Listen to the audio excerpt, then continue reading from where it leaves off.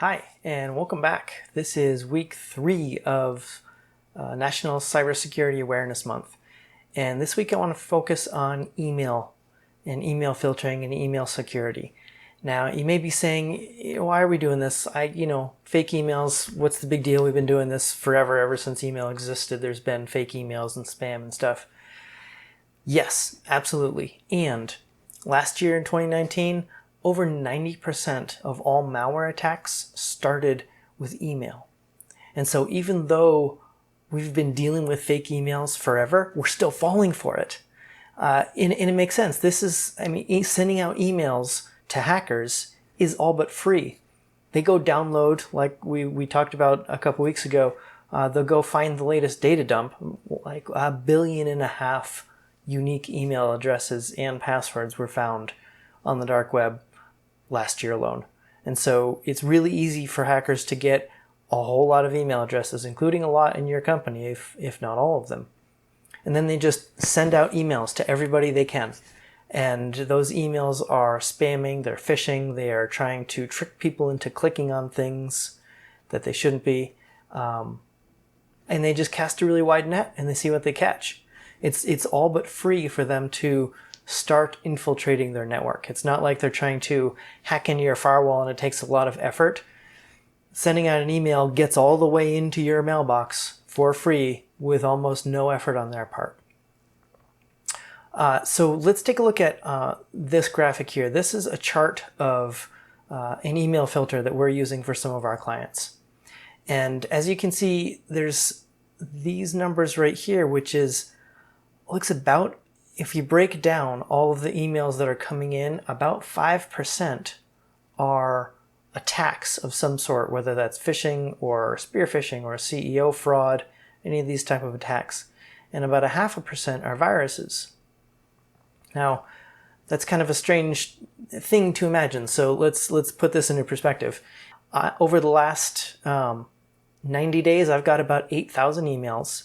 And that works out to about 40 viruses and 400 attacks in the last quarter alone that my filter is blocking and I don't have to even think about. So what do we do about this? This is obviously a really big deal. Like email attacking, email fraud, email spoofing and phishing is a billion-dollar industry, literally. What do we do to fight against that kind of incentive? Well, number one, we need to learn to recognize faulty and bad emails. Let me show you another picture here. This is an image of a fake email, and let me take you through a few of these ways to notice that this is fake. So if you look at the from address, you'll see that this is it claims to be from MS Team Outlook Message Center. That sounds legit. But if you look at the email address itself, it's no reply at office365protectionservices.co.uk. Now, Microsoft doesn't use that domain. They use office.com and they use microsoft.com. They don't use officeprotectionservices.co.uk. That's actually a fake email address that's meant to look real.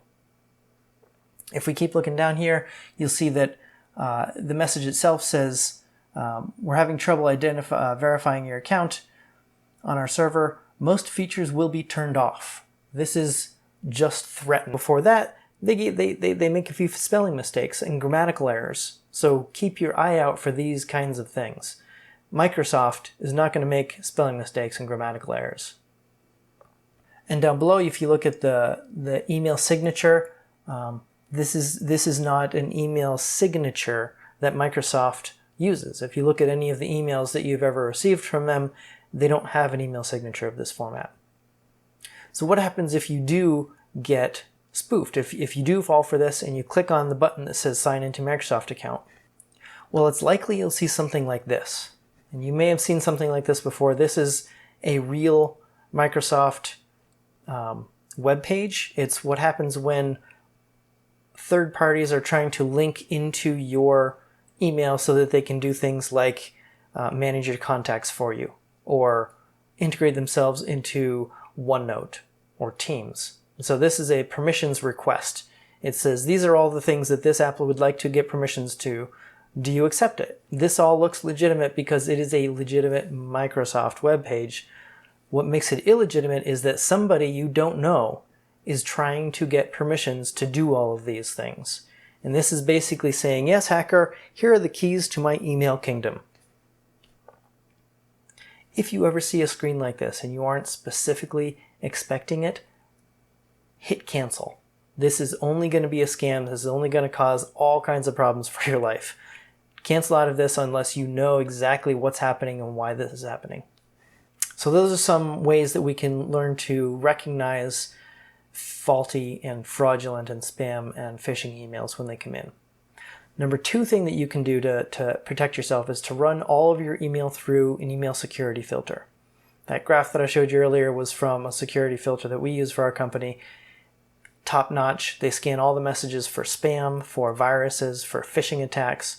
They let you send out set quarantine notices and manage all kinds of things that you can do on a custom basis that you can't actually do with the built-in filters with Gmail or Office 365.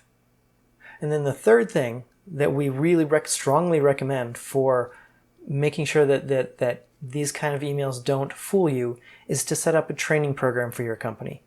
And there's two aspects to this training program. Number one is training videos and little lessons, 5-7 minute lessons that everybody can spend a little bit of time during their day once a month to go through and learn how to recognize things like this, learn how to recognize phishing attempts, learn how to recognize CEO fraud emails. Those are big. That's about a $25 million industry, actually. And you can set up not only education, but also testing so that you can see how all of your employees are doing compared to one another, compared to how they're doing last year. And you can focus on the ones that are more likely to click on problematic emails and give them extra training. Anytime that somebody clicks on one of these emails and sends in their password, they're literally opening up your entire business for compromise. And so every single employee and every single email actually matters. And then the second part of training is phishing testing. So what we do often is we'll send fake phishing emails that we create and some of our partners create, and we'll send them to our clients. And we will keep track and keep metrics on which employees are clicking on emails, which employees are sending data, which employees are sending passwords, and whether they're actually getting better over time because of the training or not. And so since this is Cybersecurity Awareness Month and we're giving away freebies and giveaways every week this month we're actually going to be giving away 1 free year of cybersecurity training and phishing testing. Now, this is a big deal. This isn't just a weekly trial. This is a full year of full-on training, testing, videos, phishing simulation. So please, if you're interested in this, go to the form on the right, fill out your information, and we'll get back in touch with you. Thank you so much and have a great week.